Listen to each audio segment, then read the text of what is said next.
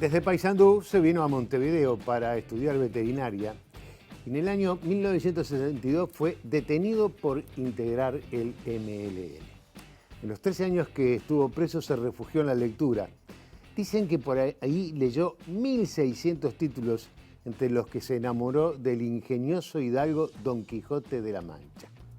Hoy, en La Letra Chica, nos acompaña Marcelo Stefanel.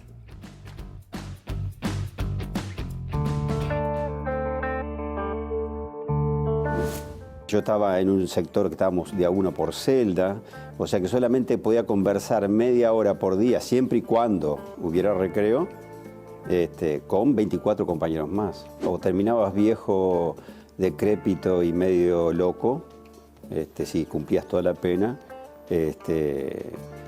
o te convertías en una especie de vegetal, ¿no? Nunca imaginaron, creo yo, que el ingenio del ser humano es enorme para poder sobrevivir. Pues yo creo que no importa quién fue héroe y quién fue villano, hoy por hoy. Me parece mucho más importante el proceso en sí. Es un hecho medio inaudito que estamos vivos, aún hoy, casi todos los protagonistas de esa época tan revulsiva de la historia nacional que fue fines de los 60, principios de los 70. Y bueno, que sería interesante, como aporte, que todos den testimonio, e incluso los que participaron en la represión. Quienes nos comprometimos en la lucha armada, quisimos hacer la revolución, nos derrotaron, ¿no? Pasamos 13 años presos, fuimos amnistiados, después se apostó a la lucha legal, cumpliendo con todos los requisitos, se llegó al gobierno, se hizo alianza, se llegó al gobierno, se gobernó. Y hoy, bueno, hoy hay otra tendencia, digamos, en el gobierno, pero es parte del gobierno, el Movimiento de Acción Nacional. No está ajeno al gobierno, podrá hacerle crítica, pero es parte del gobierno. Como hay una historia del planeta, una historia del universo, una historia de las especies, ¿no? Una historia del hombre, hay una historia de las ideas, una historia de los sentimientos. Bueno, el concepto del amor en la época de, yo qué sé, de Julio César no es el mismo que el de ahora. El concepto de nación es un fenómeno moderno. Claro, ¿no? claro. El de países con fronteras que acotan esas naciones, también son conceptos modernos. Yo sé que son ideas, pero está basada en cosas concretas, en una geografía, en límites, en fronteras, en tratados, que también son construcciones. También son construcciones. Claro. Es la forma que el hombre logró, se va organizando para satisfacer sus necesidades. El libro como objeto cada vez más es apreciado por los géneros a nivel de niños y de adolescentes. Ha habido un florecimiento de la literatura infantil y de adolescencia en los últimos 20 años que ha ido creciendo sostenidamente. Eso nos permite augurar un futuro del libro que no va a cesar más allá de los formatos. La inmensa mayoría de los habitantes de este planeta son totalmente analfabetos en materia de ciencia y un porcentaje muy reducido sabe algo de ciencia. Y es extraño eso, porque en nuestra cultura ya todo está, la ciencia está en todas partes, está impregnada nuestra cultura de ciencia, de los resultados de la ciencia, no de la ciencia en sí. Cualquiera puede subir un portal y construir un medio digital con muchísimo menos inversión de lo que se necesitaba en la década de los 60. Hay que poner cabeza, hay que poner ingenio, hay que poner inteligencia ante estos desafíos que yo creo que están mucho en nosotros y mucho menos en los demás.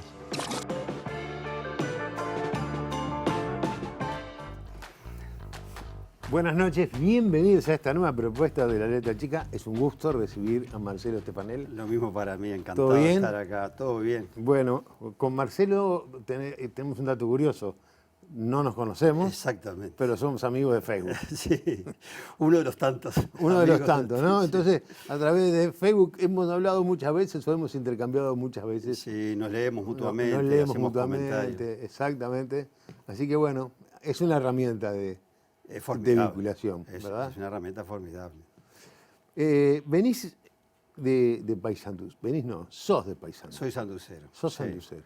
de una familia muy grande. Y muy grande. Y mirá, mi bisabuelo llegó de Cataluña alrededor de 1867 a Paysandú, corrido por el hambre, por supuesto, de un pueblo de pescadores que se llama Pineda de Mar. Y no sé bien cómo recaló acá, pero se convirtió en un mercachifler, ¿no? Andaba en un carro vendiendo mercadería por las estancias de la época, y le fue muy bien y se instaló en Paysandú. Y ese almacén empezó a crecer y se convirtió en un potentado de la época, ¿no? Y yo lo llamaría lo que hoy decimos, era un emprendedor, un gran emprendedor. Y tuvo un almacén que se llamó José Estefanel Sociedad Anónima, o José Estefanel y Hijo, tuvo distintos nombres, que fue pionera, digamos, como almacén al por mayor y al por menor, y puso fábrica de pan, fábrica de fideos más tarde, y ahí se abastecían las grandes estancias, ¿no? Además de los sanduceros, ¿no? Y me acuerdo, uno de los orgullos de mi abuelo era que cuando las inundaciones del 59, que quedó desabastecida la ciudad, el único sitio donde uno podía ir, y había colas para abastecer, a comprar aceite, azúcar, harina, era en Gesa, José Estefanel Sociedad Anónima. Mira, o sea que ustedes eran una familia, se podría decir, importante. Sí, de un rubro comercial. En esa misión, en esa mirada, de repente, de ciudad, de decir, puf, ófalo, Estefanel. Sí, además mi bisabuelo en esa familia es prolífica, ¿no? Quedó viudo, tuvo 7 hijos, quedó viudo y tuvo 4 hijos más con su segunda esposa. Y me pasó una cosa curiosísima, no hace mucho, era 3 o 4 años, uno de mis primos, que mi tío era el dueño de la radio de la 39, ahora está mi primo, encontró una caja, ¿no? Llena de fotos y de postales. Entonces me llamó y me dice, che, mellizo, vos que sos loco por las cosas viejas, ¿querés que te la mande? Sí, mándamela. Bueno, ahí encontré cosas insólitas, ¿no? El WhatsApp de la época de mis abuelos cuando eran novios era la postal. Era la postal. Todos los días se mandaban una postal. Y ahí descubrí, por ejemplo, que mis abuelos eran blancos como huesos de bagual. Y que mi abuela con su familia se tuvo que exiliar, teniendo 17 años, a Buenos Aires cuando la guerra del 4. Y cuando mi abuelo contaba que él había estado en la guerra, yo creí que era mentira, que era un cuentamusa, que su única tarea era recargar los fusiles. Bueno, puede ser que haya estado. Y se mandan versos que ahora separé las postales de mi abuela a mi abuelo, las de mi abuelo a mi abuela y otras de aniversario, de tíos míos. Y descubrí de mi bisabuelo, que viaja a Cataluña en 1906 y después en el 7, y va mandando postales y se la dirige a mi abuelo. Hasta hoy me pregunto por qué a él y no al resto de su montón de hijos, ni siquiera al primogénito. Sí. ¿No? Y yo pienso que, no sé, le tendría cierta confianza, quizás comercial, porque después mi abuelo fue el encargado de las empresas, Mirá, muchas de las empresas de mi bisabuelo. Y sí, fue una familia muy numerosa, además mi padre me contaba que a él, su padre a su vez no lo dejaba trabajar, ¿no? Que disfrute de la vida. Y mi padre y mis tíos eran esos bacanes que se vestían. Paysandú estaba vinculado a Argentina, no a Montevideo. Claro. Le llevaba más de un día venir a Montevideo. En cambio tomaban el barco y en 4 horas arriba abajo estaban en Buenos Aires. Se vestían en Buenos Aires. Fueron los primeros representantes de General Motors, mi bisabuelo, después mi abuelo, después mi padre. Mi padre a los 19 años venía a buscar los cachitos a Montevideo. Y tiene todos los cuentos. Era una aventura venir y llevarlos a Paysandú otra vez, ¿no? ¿Quiénes son todos esos? Ahí está mi abuelo Santiago, mi abuela Palmira y todos mis hermanos, y mi primo Gonzalo. Ahí todavía no había nacido mi hermana menor, Raquel. Dijiste recién. Y ahí tendremos 5 años, 6 años. Nosotros, ahí está mi melliza adelante. Eso te iba a decir, porque dijiste mellizo. Ahí está mi melliza. Sí, no, mellizo. Pues a vos te decían a mellizo. Muchos me dicen mellizo. Bueno, tengo muchos nombres. escribí un relato que quizás se publique ahora con otro relato en noviembre, que lo titulé de todos los nombres, el nombre, porque tuve un montón de nombres. Ahí estoy con mi melliza y con una tía, la tía Mary. Ahí ¿Hay en el una parque relación? París, Londres. ¿Hay una relación especial con...? Ah, sin duda, sí, una relación enorme con tu mellizo. ¿No? Creo que de las cosas mejores que me han pasado en la vida es tener una melliza. Además éramos muy pegotes, pero muy independientes a la vez, ¿no? Fuimos a la escuela juntos siempre. Un día nos quisieron separar de tercero a cuarto de escuela, se inventó un anexo y armamos un escándalo cuando nos quisieron separar, que tuvieron que ir mis padres y al final volvimos a estar juntos. Hicimos liceo juntos también. Vos hoy vivís no en Montevideo, sino en la ciudad de la costa. Sí. Y ella vive... Ella vive en Paysandú. Y ella vive en Paysandú. Tenés Sí. mucha familia en Paysandú. Sí, tengo, sí. Casi todos mis hermanos ahora están acá, pero en Paysandú tengo 2 hermanas, mi melliza y Raquel, la más chica. Y Pero viajan mucho. ¿Cómo es ese momento de tomar la decisión, que supongo que en una familia de esas características debía ser bastante común? Bueno, se va a Montevideo a estudiar. Bueno, eligió veterinaria, Sí. como podía haber elegido como cualquier otro. Sí. Supongo que era un momento muy, muy especial, pero no novedoso. No, incluso mis padres, como toda esa generación de mis padres, eran mi hijo el doctor, ¿no? Claro. Su máxima aspiración era que sus hijos tuvieran una carrera universitaria. Entonces, al contrario, no se estimulaban a estudiar, ¿no? Y entonces, cuando me bachilleré, enseguida mi madre me dio un curso de cómo se plancha un pantalón, cómo se cose un botón, cómo se hace un omelette, ¿no? Cómo Ahí se está. cocina un arroz. Ahí está mi padre, mi madre y 2 primos míos. Y 2 primos tuyos. Sí. Qué elegancias, ¿no? Sí, sí, sí. No, mi padre es un personaje. Mi padre te comentaba que se hizo muy famoso en Paysandú porque fue amigo de Gardel. Ah, mirá. Era muy amigo de Gardel y cuando Gardel ¿Pero vino a estás hablando en Paysandú- serio o En era serio, como el no. que cargaba, No. como el que cargaba las balas en la guerra? No, totalmente, en serio. Un día Juan Cruz, que estuve cenando con él, el que escribe El País de Madrid, uno de los fundadores del diario, no podía creer la historia, hizo una columna, ¿no? Entonces, eso me valió que muchos de sus lectores me reprocharan que no podía hacer por la edad mía y la edad de mi padre. No sé qué cálculos hicieron, pero tengo la foto famosa de Gardel y papá en el puerto de Paysandú, sacada con la cámara de mi padre, que papá ahí tiene 24 años y Gardel tiene 47. Pero los dos de traje, con chaleco y chambergo, no se nota mucho se nota la la diferencia de edad.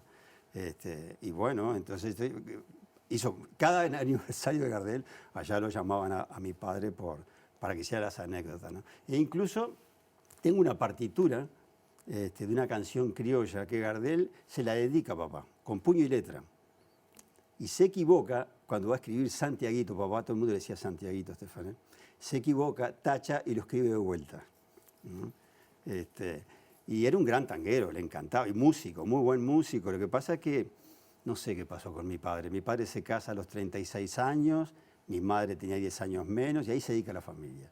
Pasó de ser un súper bacán, que hacía una vida muy de galán, ¿no? Y trabajaba mucho también vendiendo coches, siempre con General Motors, que un día empieza a encerrarse en sí mismo, ¿no? Siempre en casa, le encantaba la carpintería, su hobby era la carpintería, hacía todos los juguetes de madera, unos semirremolques espectaculares, carros con caballos, todos los hacía él. Y nos reparaba los juguetes que se rompían. Ahora que hablabas de él y de su vida, ¿cómo era tu vida antes de venirte a Montevideo?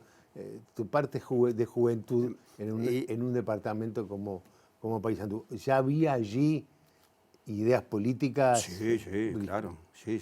Polémica, militancia. Sí, mi recuerdo de Paysandú era una ciudad industrial. Mi niñez, Paysandú era la ciudad industrial. Los sonidos de la ciudad, de mis recuerdos, son las sirenas de las fábricas y las campanas de la iglesia. Mirá. Son los 2 sonidos que te marcaban el tiempo. A las 6 de la mañana arrancaban aquellas sirenas del primer turno. Todas las fábricas trabajaban casi todas a 3 turnos. Norteña, cuando se hace para abastecer de cerveza a todo el Uruguay y a todo el Mediterráneo argentino, ¿no? Y trabajaba en 3 turnos. Entonces era una ciudad próspera, ¿no?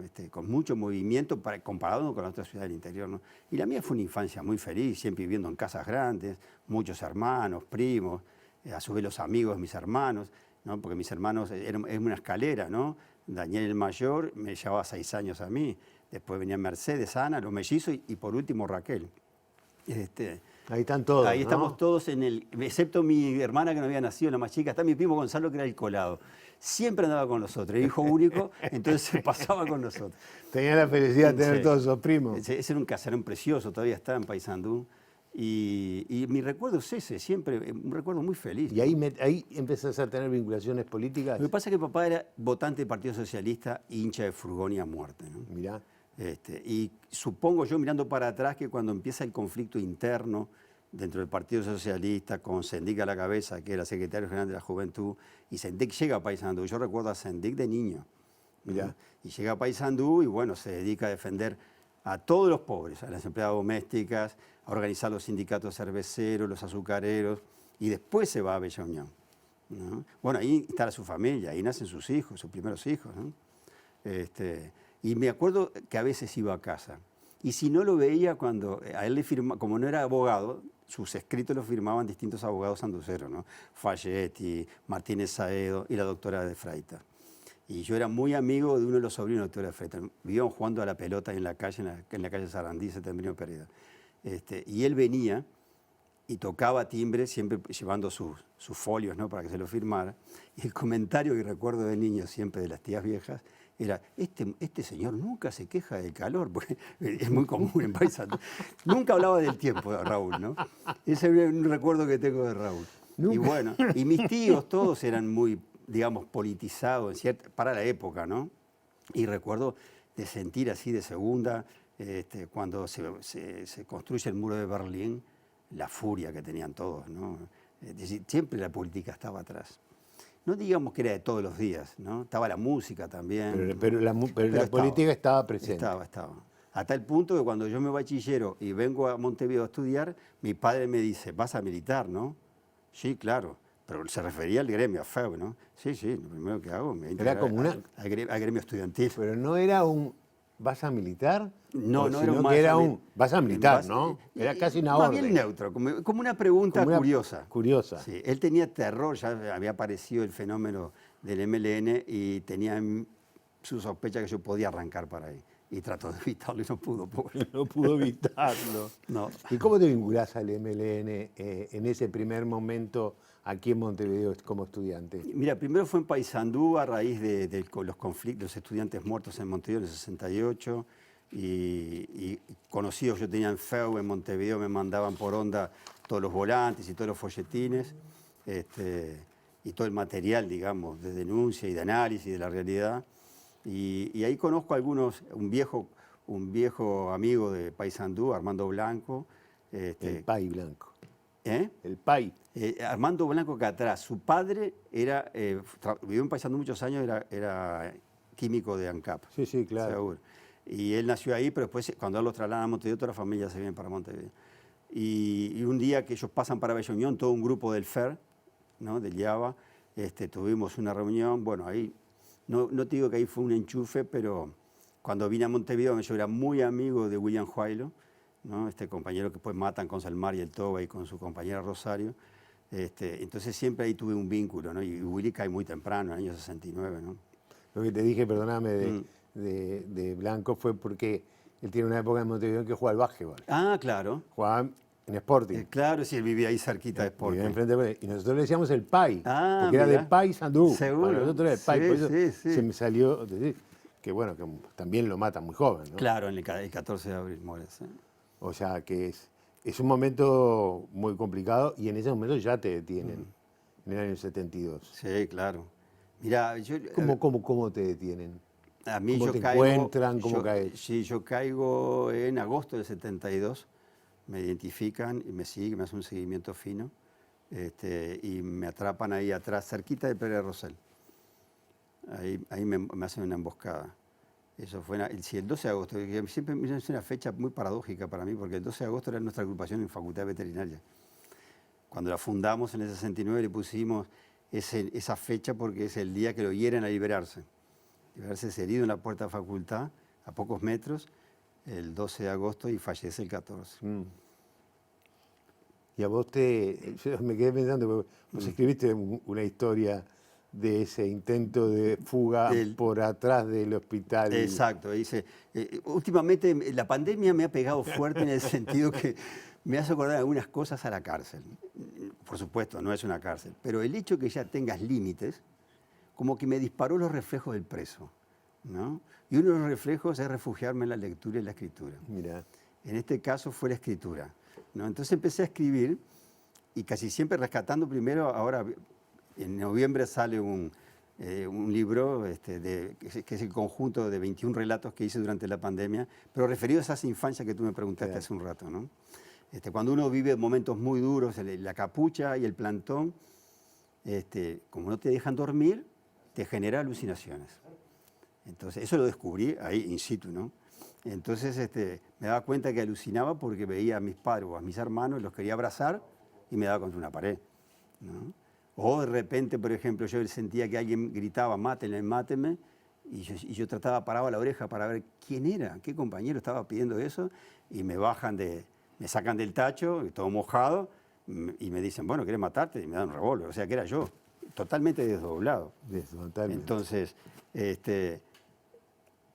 los recuerdos en ese momento de las épocas felices vienen a ayudarte. Claro. Por lo menos a mí me pasó eso. Entonces la pandemia me volvió a despertar esos tics, ¿no? Entonces empecé a rescatarlos, esos recuerdos. Pero solamente están referidos a esa etapa. El Supremo Tribunal Militar de 1979 es el que marca la pena. Sí, exactamente. Es el que marca tu futuro. Sí, claro. Tu primer futuro. Sí, sí. 30 años y de 5 a 10 de seguridad. 30 años. Sí, de pena y de 10. Eso fue el 31 de agosto de 1979. O sea, ya hacía 7 años Sí, que estabas detenido. Sí. Y no había... Ahí lo ves. Ahí estoy ese día en el tribunal. Ahí pasó un hecho muy gracioso, ¿no? Primero no tan gracioso que, por supuesto, el traslado del penal hasta acá. Todavía está el Supremo ahí en la calle Canelones, con estos compañeros. Fue muy duro, ¿no? Muy duro. Pero después, la abogada, unos meses antes, me dice por el teléfono, porque el auditorio era todo a través de un vidrio, y por teléfono me dice, pronto te van a pasar al Tribunal Supremo. Le digo, ahí es donde se puede hablar. ¿No? Porque la única oportunidad que tenía es que el reo podía. Sí, sí, sí. Entonces me dice, sí, pero yo te recomiendo que no hables. Me decía, sí, o sea, que como están escuchando. Me decía, entonces digo, ¿cómo me preparo para decir algo y no me corten? Porque otros compañeros que habían ido previamente, los cortaron siempre. Entonces ahí me apoyé, ahí me sirvió el decálogo del perfecto cuentista de Quiroga, ¿no? ¿Cómo hacer para contar una historia, tensarla, pero el final sorpresivo? Entonces digo, ¿cómo hago para hablar y tomarlos de sorpresa?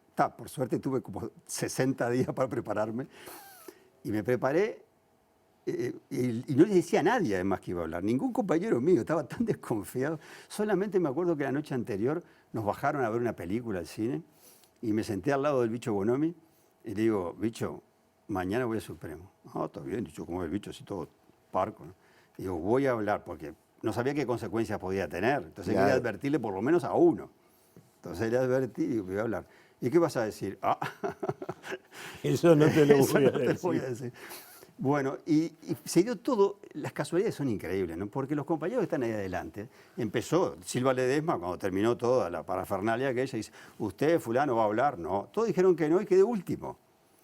Entonces, sí, yo quiero decir unas palabras. Y me salía la voz tartajeante, ¿viste? Estaba muy nervioso. Además estaba la prensa extranjera. Fue decir eso, que iba a hablar. Y sentí que atrás, que estaba parado, me empujaban, me metía el micrófono por todos lados. Se encendieron luces y yo estaba medio pasmado, ¿no? Entonces empecé con el discursito que tenía pronto, que es muy sencillo.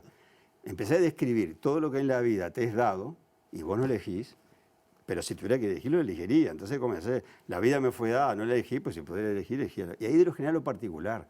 No elegí a mis padres, pues, no elegí a mis hermanos, a mis amigos sí lo elegí. No elegí a mis profesores ni a mis maestros, pues si pudiera elegir, los elegiría.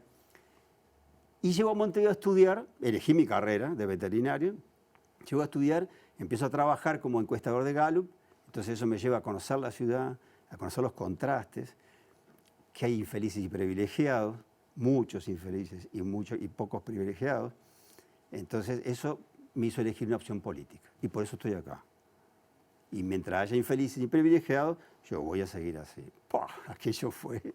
Entonces ya no me pudo cortar en el desenlace, ¿no? Eso fue la pena. Bueno, eso el fiscal pedía 30 años, me dieron 15, de 10 a 5, me dieron 15 más. Y le digo a mi abogada, y mi abogada aprovechó que estaba la prensa y dice, ¿puedo hablar con mi defendido? Sí, sobre el final. Entonces me sacan aparte con ella, yo esposado. Ella me da un abrazo y me dice, estoy muy orgulloso de vos. Y yo de vos, porque la defensa de ella era maravillosa. Cuestionaba, basándose en constitucionalistas que estaban con la dictadura. Hamlet Reyes estaba en el Consejo de Estado. Sí. Estando a Irureta Goyena, ¿sí? Y la defensa fue que era inconstitucional las medidas de seguridad. Esa fue la defensa de ellos. Perfecto. Y le digo al oído, mañana jugale a mi número que sale la quiniela. Pero se me ocurrió, no sé por qué. Bueno, está. Volví al penal pensando que iba a hacer cualquier cosa y cuando llegó a la celda hay un hermoso puchero arriba, postre, Martín Fierro, no podía creer, nunca había visto un queso y dulce, hace años que me veía. Entonces golpeo para mis vecinos a ver si ellos también habían comido bien, yo estaba muy desconfiado. Y digo, che, ¿vos comiste tumba y Martín Fierro? Sí, sí, ¿qué pasa? Mirá para el cuartelillo, me dicen los compañeros. Y mira, estaba lleno de Mercedes, ven, auto de lujo. Fue el día, coincidió que los embajadores extranjeros visitaron por primera vez el Penal de Libertad. Todo eso junto. Todo eso solo sucedió ese día. Bueno, me dejaron tranquilo. Además cometieron el error. Ellos le daban a los compañeros para pasar por los altoparlantes, le daban las noticias censuradas. Y pasan la grabación de informativo de Carve, donde estuvieron los asesinos subversivos en el Supremo Tribunal y Marcelo Stefanel reivindicó su condición de Tupamaro. ¿Para qué? Fue pasar eso por los altoparlantes y la cárcel se venía abajo, todos empezaron a aplaudir, a golpear las mesas, las ventanas, ¿no? Dije, bueno, la que me espera, pero no. Se tomaron su tiempo y al cabo de una semana, no me acuerdo, 10 días, me mandaron solo de vuelta a una celda y ahí empezó el arresto por cualquier estupidez, ¿no? Los bigotes largos, la celda sucia, los botones mal prendidos, yo qué sé. Por lo que fuera. Pero eso fue la pena. Y aquí que mi madre, que en esa época tenía una boutique en Paysandú, se abastecía en Montevideo. Entonces venía a comprar a las industrias acá, de confección, y llevaba para Paysandú. Y para eso se alquilaba un taxi, que la llevaba por todos lados. Entonces un día se olvida un paquete, y cuando sube el taxi, viene un muchacho ahí de esa fábrica y le dice, señora Stefanel se olvidó de la mercadería. Ah, muchas gracias, le dice mamá. Arranca el taxi. Y entonces el tachero para allá le dice, perdón, dice, ¿usted qué es de Marcelo Stefanel? Y mamá, la madre, dígale que le mando un gran abrazo porque gracias a su número saqué la quiniela. No. Me había jugado al 2.46, que yo le dije, salió el 2.46 al otro día. Bueno, vamos a hacer una pausa, pero ¿estuviste solo preso en el Penal de Libertad? Sí. Solo en el penal. No, sí, bueno, en un cuartel. Digo, o en la después previa. Estuve en Punta de Rieles, muy poco, cuando era cárcel de hombres todavía, 2 semanas nomás creo que fue. Y después penal, siempre el penal. Está bien, vamos a hacer una pausa y vamos a hablar entonces precisamente del libro, ¿no? Perfecto. Del hombre numerado que precisamente habla de ese Penal de Libertad. Seguimos con Marcelo Stefanel aquí en La Letra Chica.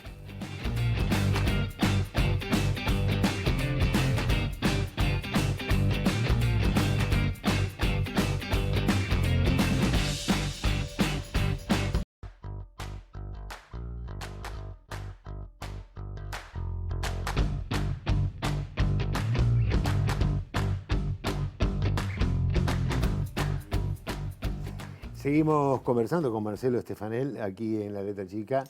Bueno, me estoy contando varias historias bastante increíbles, entre otras esa presencia en el juzgado donde te preparaste durante 20 días para decir lo que querías decir y al final lo dijiste. Pero ha sido un hombre que ha dicho muchas cosas a través de sus libros. Yo no recuerdo claramente. No fui de las personas que te ayudó a poner plata en el bolsillo. A mí creo que el libro me lo mandaron. De la editorial cuando estabas en 13 a 0. Exactamente, cuando estaba en la editorial, cuando estaba en 13 a 0. El hombre numerado, era el libro. Y recuerdo que fue un libro que me llamó la atención, obviamente, porque un libro allí estamos viendo la última versión. La última versión del libro. Oriental. Por supuesto, un libro en la cual hablaba de la cárcel, me parecía muy interesante. Y realmente es un libro muy interesante, ¿no? Digo, más allá de que porque hay una forma de narrar la historia del libro que por lo menos a mí me resultó sumamente atractiva.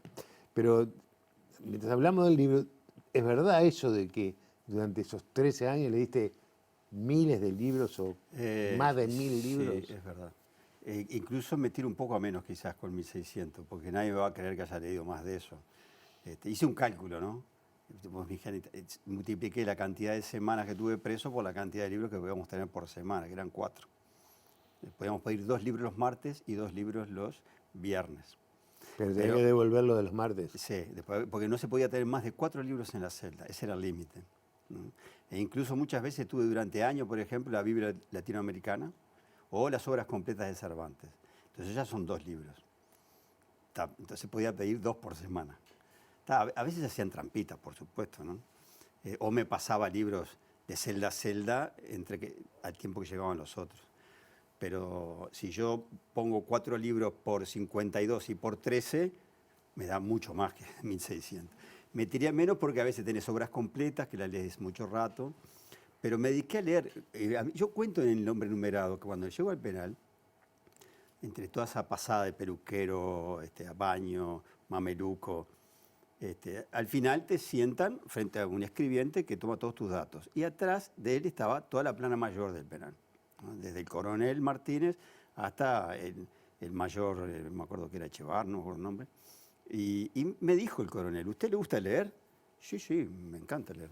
Bueno, pida todo lo que quiera porque acá va a ser una cárcel modelo, va a entrar lo que usted quiera. ¿Leería Mao? Me dice. Sí, nunca lo leí, pero lo leería. Bueno, está. Entonces a la primera carta le digo a mi padre, empezamos a pedir obras, ya que se podía leer todo. Entonces imagínate, yo era el 246, pero ya eso, en noviembre del 72. Pero en febrero del 73 ya éramos más de 800 presos.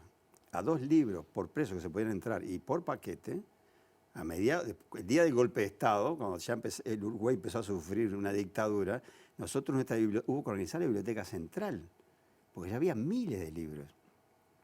Y había compañeros que eran bibliotecólogos, archivólogos y otros de voluntarios, organizaron una biblioteca estupenda, donde hay un catálogo, yo todavía tengo la versión facsimilar que hizo la Biblioteca Nacional, un catálogo con todo, numerado por país, por género.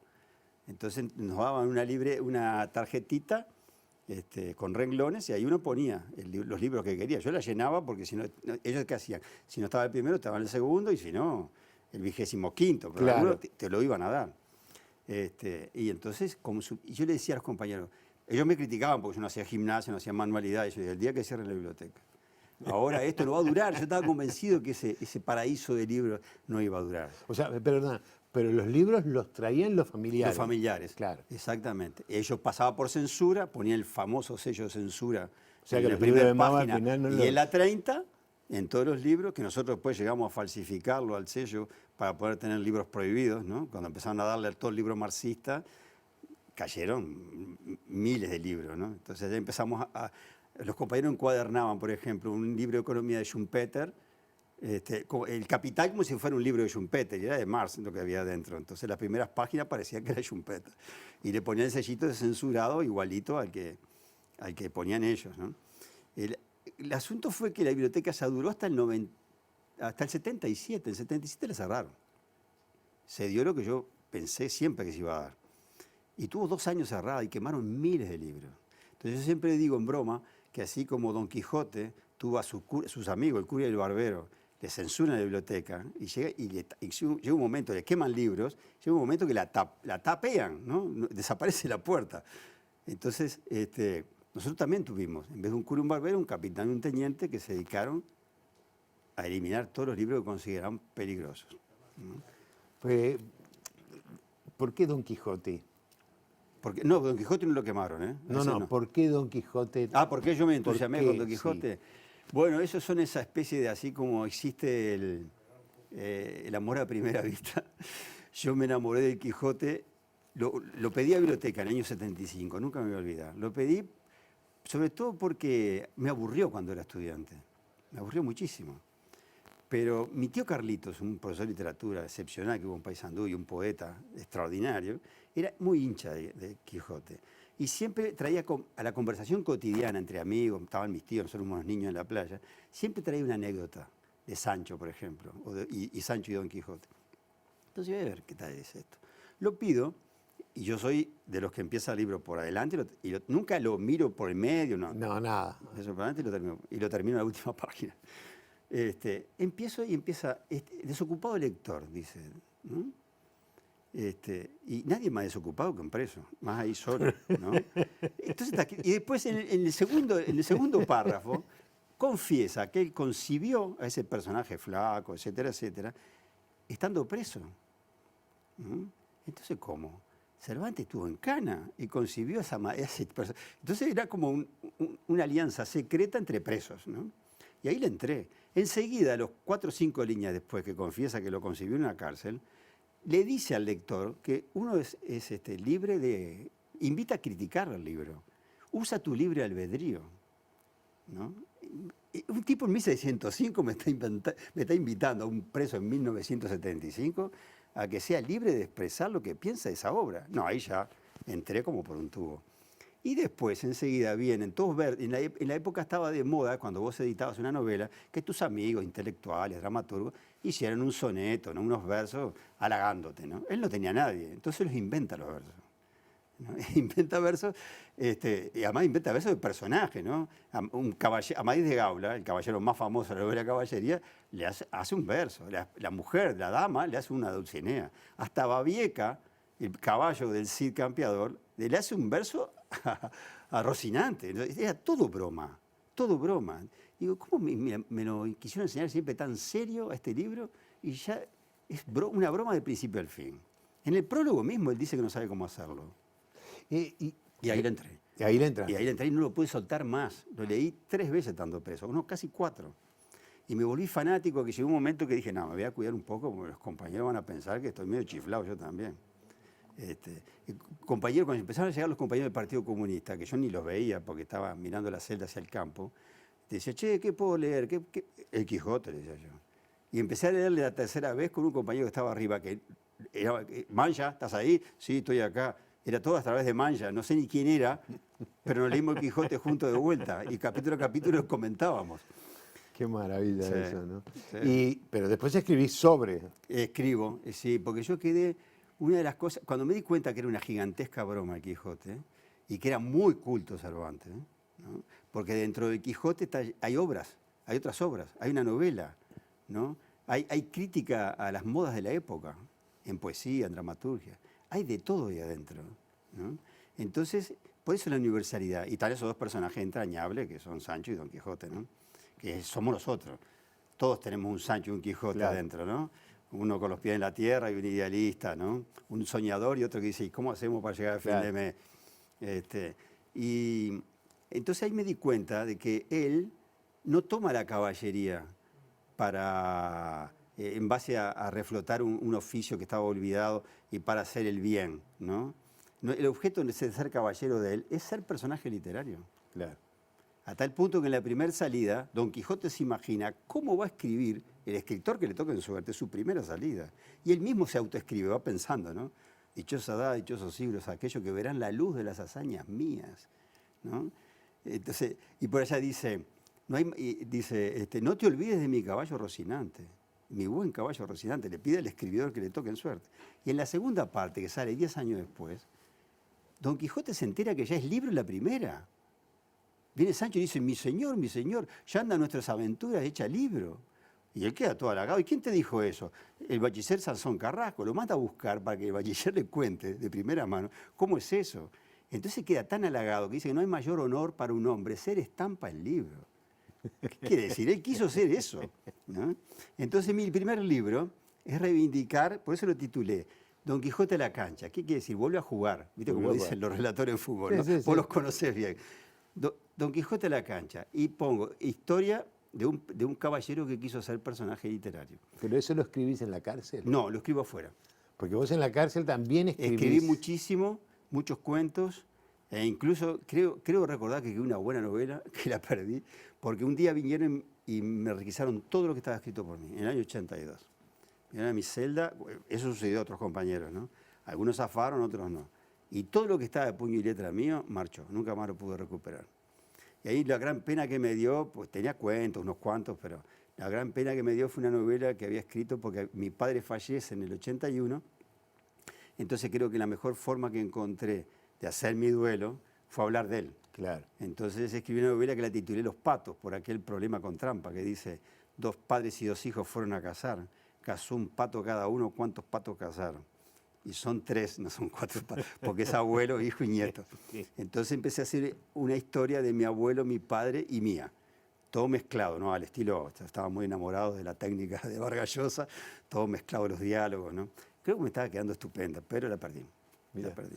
Pero eso sí que son dolores también, Pero ¿no? fue tan grande que no pude volver a escribir durante años. ¿Y cuándo escribís El hombre numerado? Recién en el 2000 empiezo a escribirlo. ¿Te das cuenta? Ya habían pasado 15 años. Y la primera vez que pude escribir algo fue trabajando en Brecha. Porque un día, hablando de los libros leídos, Anelera Reborge, que era la editora de Cultura, no podía creer que había leído tanto. Entonces un día me dice, pero Marcelo, dice, ¿por qué no escribes una columnita tu experiencia como lector? Entonces hice, creo que 8 o 9 columnas que llamaba Leer en Libertad, donde cuento más o menos distintas obras que leí. Y ahí me animé recién a empezar a escribir. Y cuando se venía el aniversario del 2004, 2005, que era los 400 años de la primera edición de Quijote, dije, acá tengo que escribirlo. Ahora sí. Y arranqué. Me costó, pero arranqué. Y después, el editor mío en Buenos Aires, cuando voy a la Feria del Libro de Buenos Aires, me va a buscar al aeropuerto y salimos en el coche ahí y me dice, che, ¿tendrás autotexto? Digo, no tengo nada, pero tengo ganas de sacar a Don Quijote de vuelta de aventuras. ¿Qué? Dice, entonces salió de la autopista, me llevó un boliche, contame. Y le conté, me salió de la cabeza. Le dije, yo quiero hacer una obra que tenga la misma extensión que la primera salida de Quijote, 6 capítulos. Y en acá sale, y en vez de renegar de la caballería, ¿no? Y morir enfermo, sale de vuelta y muere combatiendo. Ese es el caballero que yo quiero. Entonces volví a Montevideo. Y mi compañera casi me mata porque me pasé 30 días solamente escribiendo y saqué esa novelita que después tuve el honor de que me la premiaran como Bartolomé Hidalgo en el 2005. Pero te voy a volver para atrás porque Sí. hay un momento clave que es el 85, Sí, que es la liberación. sí, eso fue espectacular. En el momento de la liberación. Sí. Vos eras uno de los que todavía estaba en el penal de Sí, Libertad. fui de los últimos que salimos. Éramos 41 o 47 compañeros y 9 compañeras. Los últimos presos. ¿Y cómo fue eso? ¿Cómo fue esa sensación? Y bueno, eso fue otro de los motivos que por eso hice El hombre numerado, porque yo veía que salían muchas versiones muy buenas, muy buenos libros, ¿no? De otros compañeros sobre la experiencia Ahí de la estamos prisión. viendo la... Eso es Conventuales. Allá estoy yo atrás de Marenales y al lado del Bocha Solsona y del Tito Gregory. Ahí estoy de lente, sí. Y quedamos los últimos. Salimos a jefatura un día, el 13 de marzo. Dejamos el penal vacío. Dejar un penal vacío, yo creo que le pasa a muy poca gente, ¿no? Llegué al penal cuando estaba inaugurado hace 15 días, ¿no? Y me voy y dejo un penal vacío. Era el 200 vacío. y pico. Sí, yo fui del 200 al 250 mi tanda, ¿no? Que sí que anterior había 199. Era algo insólito. Y todo el paisaje, y la recepción en Montevideo cuando llegamos. Cuando llego a Conventuales, había un mar de gente, ¿no?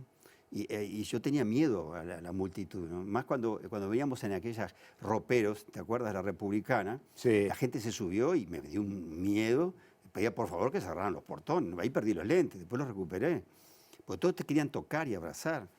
Y bueno, y cuando entro a Conventuales ya estaba todo el pasillo, y me encuentro con mi melliza, cuando voy en el pasillo, y después estaba mi madre y mis hermanas, y ni bien entró el portal aquel grande de Conventuales, me estaba esperando Cecilia Michelini, que habíamos estudiado juntos en Facultad de Veterinaria.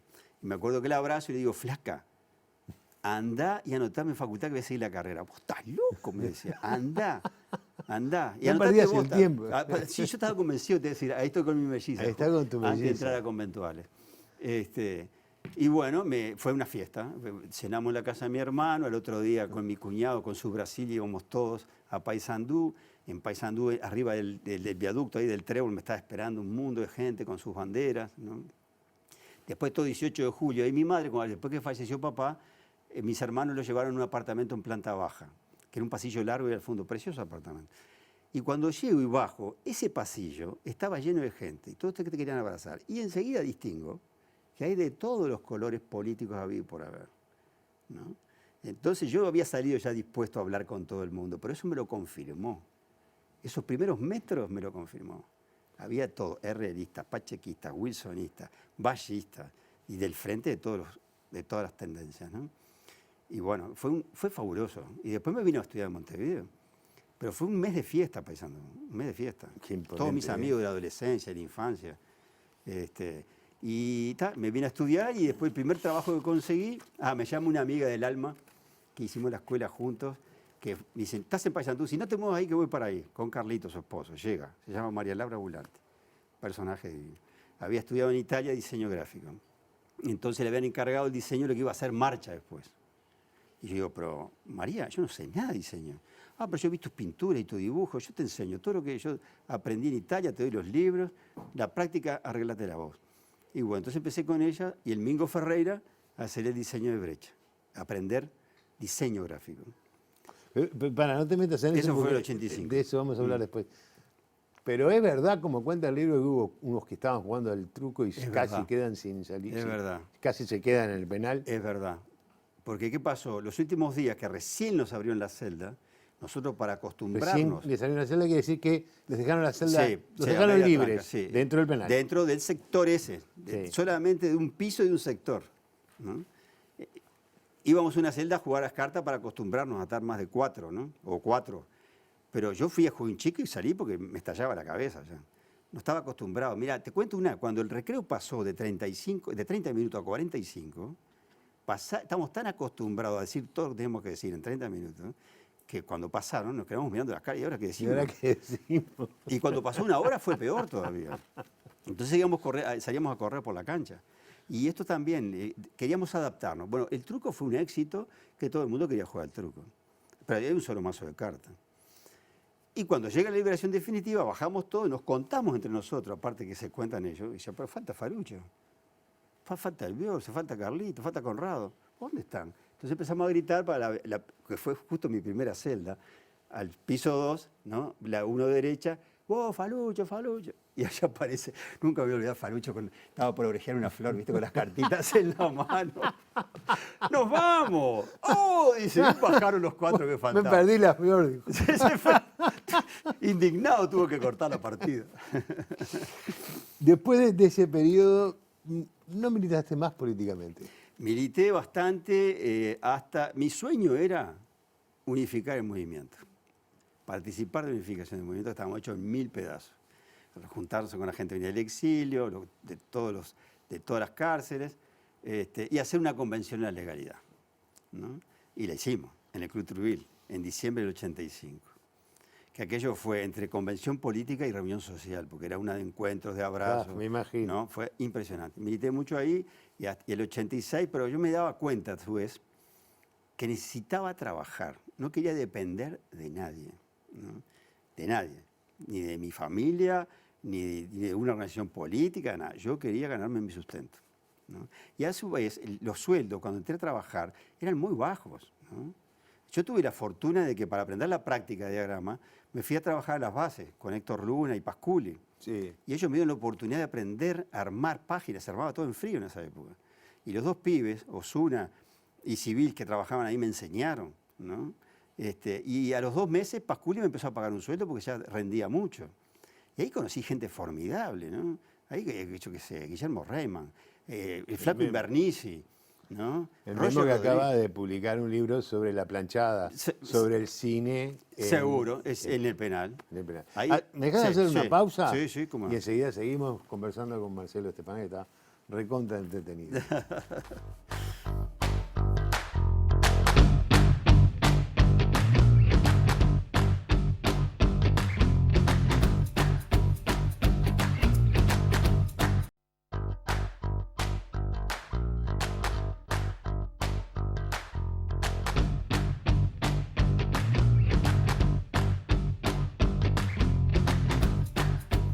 Seguimos conversando con Marcelo Estefanel. En realidad sigue hablando Marcelo Estefanel porque no paró de hablar desde que llegamos. Fue tremendo. Entonces, me queda muy poco tiempo y te quiero hacer cosas concretas. ¿Está? Bárbaro. Hay un punto de quiebre en tu vida Ujú. que es, después de haber comenzado con las bases y brecha, es armar búsqueda. Sí, ¿Qué fue eso? exacto. Y eso fue la oferta de mi vida. Pasar a convertirme en un profesional en el tema de sistemas para la edición gráfica. Porque en Brecha, por ejemplo, componíamos todo afuera, todo se hacía afuera. Y insistimos en un momento cuando González Bermejo era el director ejecutivo a que había que incorporar las computadoras. Y logramos incorporar 2 Macintosh y un PC, y ahí empecé a aprender a usar los Mac y redes, a estudiar tanto en Brecha. Y un día, y yendo por la calle Uruguay, me encuentro con Mónica Botero, y que ya trabajó conmigo en Brecha unos años.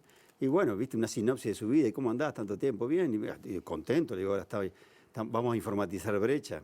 Ya tenemos 2 Macintosh y estoy metido en eso. Ah, qué bueno, sí. La edición gráfica por computador es el paso, hay que hacerlo. Fenómeno. Al tiempo, allá por septiembre del 90, me llama Arbilla y me dice, el canario me dice, me dijeron que usted es muy bueno en esto de edición gráfica por computador. Y le digo, sí, más o menos, soy bueno, sí. ¿Que usted conoce a alguno mejor que usted? Y sí, por lo menos 4. ¿Y quiénes son? Me pregunta. Entonces se los nombro. Y bueno, ahí hicimos buenas migas, ¿no? Entonces por allá me dice, ¿y para ser el mejor cuánto tiempo le lleva? Y depende de qué. Y si usted me da apoyo incondicional, 2 o 3 años soy el mejor. Y así empezó nuestra relación. Conclusión, 2 meses más tarde empecé a trabajar en búsqueda para informatizar todo el semanario. Todo. Y dedicarme a la edición gráfica, ¿no? Ahí está con tus compañeros, Estos son ¿no? todos mis compañeros hasta hace pocos años de la parte gráfica, todos. Ahí están todos. Ahora, aquel alto allá, Marcelo quedó en mi lugar. Acá están, mira, Paulillo allá, Elena Rizzo, hay un montón de gente. Mónica Botero, muchos años está ahí sentadita. Eso es en el campo que tenemos con un amigo. Y bueno, y pude hacer eso, con una condición acepté, ¿no? Apple Macintosh, todo el semanario. Nada de PC y Windows, solamente Mac. Entonces, como no había ninguna red acá, Mac, me mandaron a un diario en Ecuador que era absolutamente Macintosh, el Hoy de Quito. Muy moderno, todo moderno, del edificio hasta los diarios. Y al lado de un ingeniero de 24 años, ahí tenía 41, aprendí lo que no podía haber aprendido nunca. Tuve una gran oportunidad. Y bueno, después ese monstruo que creamos, había que administrarlo. Y bueno, y el canario Arbilla me acuerdo que me dijo, yo quiero tecnología para si un día se me canta hacer una revista a color, sacarla. Y apareció Galería 10 años después, claro. 9 años después. En la foto que veíamos en Conventuales, estabas rodeado de algunas de las principales figuras históricas. Sí, exactamente. ¿Ah? ¿Qué es el Pepe Mujica para vos? Y para mí es como un hermano viejo. Lo conocí en Los Montes, allá por el 72. Ahí está el Pepe. Y bueno, él me cuidaba a mí, la primera dormía hasta las 2 de la mañana, y yo lo cuidaba a él después. Y después yo caí después que él y tuvimos el mismo cuartel. Y 2 por 3 lo veo y yo qué sé. Si hay que hacer un consejo anciano, yo lo pondría a él enseguida, ¿no? Claro. Es un tipo cabeza abierta, muy lector, ¿no? Siempre preocupado por los fenómenos nuevos. Y me parece así extraordinario, ¿no? Que nunca haya dejado de pensar, reflexionar sobre los fenómenos nuevos. Porque casi todos tendemos como una especie de, no sé si es un sentido de conservación equivocado, a no cambiar, a quedarnos con lo que ya conocemos, con lo que nos da seguridad, entre comillas. Sí. ¿No? Y le tenemos miedo a los fenómenos nuevos, ¿no? Tú fíjate que yo me acuerdo que estando preso, un día en una revista, aparece el PC, el computador personal, y los computadores que habíamos dejado nosotros montados cuando habíamos preso en unos armarios de grandes, y aparece un tal Steve Jobs y Steve Wozniak que concebían, mirá la idea de ellos, hacer del computador un electrodoméstico más. Eso lo leí en el año 79. Yo, ese tipo tan loco. Y salgo en Libertad del 85, me encuentro un PC. Y a fin del 85 un Mac, ¿no? Es todo como, viste el hilo, ¿no? Sí, sí. Eso es lo nuevo. Eso es lo nuevo. Y eso es lo que tiene él. Y eso es lo que tiene él. Has dicho que una de las cosas que te dio la vida fue una compañera y una familia. Exactamente. Una gran compañera. Eso ha sido... Mirá, esa historia es preciosa. Un día la voy a escribir porque yo me hice tenía una Ahí libretita. Ahí está, Deli. Tenía una libretita roja donde anoté toda la gente que quería ver. Como una orden. No había prioridades, pero había como 30 personas que quería verla. Volver a verla, abrazarlas. Y ella estaba ahí en esa lista. Y había 2 o 3 que nunca más quería volver a ver, eran muy poquitos. Y tuve la suerte de un día, en la casa de otros conocidos comunes, del Vasco Agriñarena, me dice, che, la que te quiere ver es de Lee. Ah, yo también, le digo. Tomá, dice, me da una tarjetita. Me la guardé en el bolsillo y siguió la reunión, ¿no? Por allá me fijo en la tarjeta y decía, Cotasa Taxi Aéreo. Trabajaba en el aeropuerto. Entonces, justo en agosto del 85 venía un compañero de Suecia que yo quería ir a recibir al aeropuerto Entonces voy a aprovechar, ya que voy al aeropuerto, ¿no? La veo Deli. Entonces llamo por teléfono, asustado, como diciendo, Cotasa Taxi. Yo me imaginé que era una compañía gigantesca. Llamo y me atendió ella, era todo.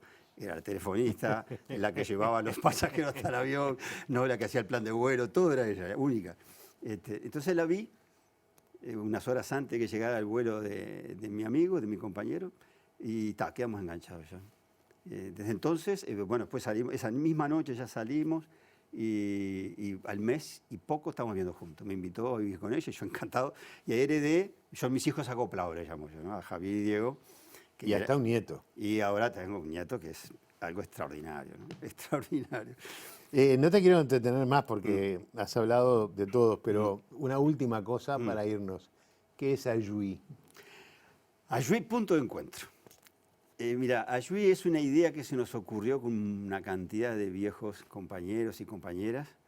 Es un efecto anterior a la pandemia, se nos ocurrió. La pandemia nos afectó bastante. Y fue todos los periodos de derrota, ¿no? O de cambios muy bruscos, ¿no? Acá cambió totalmente todo, ¿no? El que era oficialista pasó a oposición, el que era oposición pasó a ser oficial, ¿no? El gobierno oficial. Los cambios de roles, ¿no? Y por qué la derrota nos tiende siempre al bajón, ¿no? A encerrar nosotros mismos, a mirarnos en el ombligo y no mirar más allá. Entonces, el ejemplo aquel extraordinario de Sereño cuando renuncia a la presidencia del FA y forma 1815, ¿no? Centro de Estudios Estratégicos 1815. ¿Con qué idea? En el 97, ¿no? Pensar en el Uruguay 2030. Estamos en el 21. Él lo hizo con la condición de al morirse él, eso se terminaba. Hizo cosas extraordinarias en 1815, ¿no? Seminarios que quedarán para la historia, ¿no? Y se forma Ayuí, como esos gente de 1815, pero Ayuí no rueda bien. Me parece que queda como un cartel y tal. No sé qué fue lo que le pasó, no sé. Pero hablamos con la gente de Ayuí y dijimos, ya, tenemos ganas de otra vez volver a pensar para el Uruguay del futuro. Llamarle Uruguay 2050, no importa la fecha porque todo cambia tan rápido que es imposible ponerle una fecha al futuro. Sí, ¿no? sí, claro. Y estuvieron de acuerdo, entonces le llamamos punto de encuentro, porque creemos que otra vez tenga que ser un punto de encuentro de todas las corrientes de vida y por haber, para pensar en los fenómenos nuevos que tenemos, ¿no? Estamos en un país, yo hace poco escribí una nota en el aniversario de la muerte de Sendik, ¿no? Si el bebé no hubiera muerto, ¿qué pensaría lo que pasó del 89 ahora? ¿No? Con la aparición de Internet, la irrupción de los teléfonos celulares, ahora las redes sociales, la inteligencia artificial, ¿no? La biología molecular, la genética, todo se ha cambiado tanto que tenemos que pensarlo distinto. Y ahí ponía en esa nota algo que me llama poderosamente la atención, y es que en la época que muere Raúl, las 10 empresas que más cotizaban en la bolsa de Nueva York, ninguna era tecnológica. Claro. Eran las petroleras, Claro. ¿no? Eran los bancos. La Y hoy mirá las 10, son todas tecnológicas, ¿no? Excepto una. Y si mirá las 20, y además entran las chinas también ya, ¿no? Y si mirá las 20, cada vez son más en la proporción. Entonces el mundo cambió, el mundo es otro. El mundo hoy es Google, Amazon, ¿no? Alibaba. No ponga a los ladrones. Pero es todo distinto. Y esa es la idea de Ayuí, juntarnos. Y nos vamos a juntar por primera vez presencial, ahora el 29 de septiembre en Teatro Galpón. Los invito a las 19 horas, con Botinelli, que nos va a dar una conversación con Botinelli. Yo te agradezco muchísimo que hayas venido, lo disfruté mucho. Un Y yo placer. Que además nos hayamos conocido Al fin, estamos frente a personalmente, frente. fuera de las redes, Sí. y todo lo que hemos conversado. Yo estoy encantado, además con el programa, lo sigo siempre. Y esta oportunidad me parece otro regalo de la vida. Me alegro mucho.